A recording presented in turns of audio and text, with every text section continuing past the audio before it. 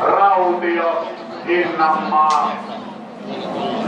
Siinähän sitä onkin nyt sitten ja Ruutuvaisilla kolmantena teossa näyttää olevan. Kannusten kuitenkin ja samaa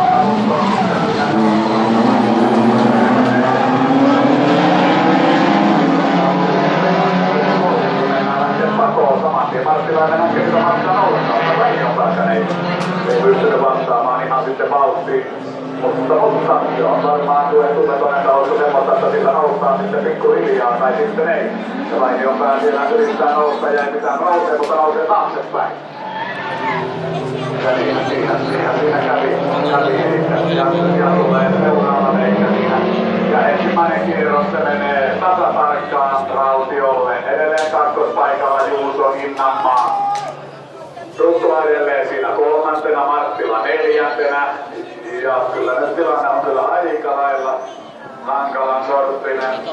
Ja siellä on sitten ongelmia Nurmeksen kuljettajalla. Siellä on sitten rengas tyhjänä ja se on sitä nyt selvää.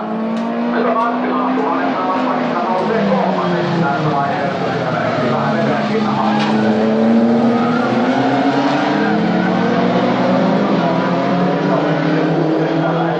Sieltä ei enää kyllä nouse, en oikein jaksa tuolla tilanteeseen uskoa.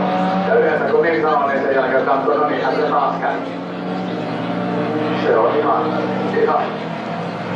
täysin mahdollista.